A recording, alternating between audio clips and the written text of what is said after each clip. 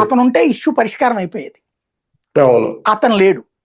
ఇప్పుడు అమెరికా ఏం చేస్తుంది ప్రపంచానికి కానీ ఈవెన్ ఇరాన్లో ఉన్న ఆ కొమైనీ బ్యాచ్కి మోసం చేస్తుంది. ఎట్లాగా? ఆ కొమైనీతో కాస్త సన్నిహితంగా ఉన్నటువంటి అక్కడున్న పార్లమెంటు స్పీకరు, అక్కడున్న విదేశాంగ మంత్రి అరాక్చి, వీళ్ళిద్దరూ కూడా కొమైనీ ఇంతకుముందు పెట్టుకున్నోళ్ళే. వాళ్ళతో చర్చలు జరుపుతుంది. వాళ్ళని ఎవరు డిసైడ్ చేశాడు? ఇప్పుడు కొమైనీ, ముక్తజా కొమైనీ ఉంటే ఆడితోనే చర్చలు జరపాలా? ఆయనతోనే.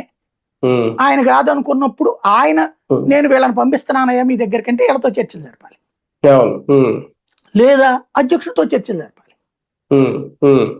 వీళ్ళు ఇద్దరితో చర్చలు జరుపుతున్నారు.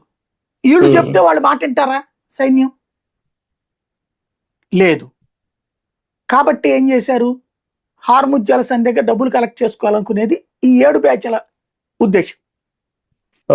రెగ్యులర్ గా సంపాదించుకోవచ్చు. ఇప్పుడు పాకిస్తాన్ సైన్యం రోజు డబ్బులు సంపాదించుకుంటది కదా, అక్కడ సరిహద్దుల్లో టోల్ గేట్ల డబ్బులు కూడా పాకిస్తాన్ సైన్యానికే పోతాయి, సైనిక అధికారులు తింటారు. అట్లాగే హార్ముజ్ జలసంధిని శాశ్వతంగా డబ్బులు సంపాదించుకుని ఒక సెంటర్ అనుకుంటాం. టోల్ గేట్ పెట్టుకుని డబ్బులు వసూలు చేసుకోవడం. ఇంకోటి ఆధిపత్యం వస్తుంది కదా, ఎల్లే షిప్ వల్ల తాగుబోతోడు మాట్లాడినట్టు మాట్లాడతారు ఇక.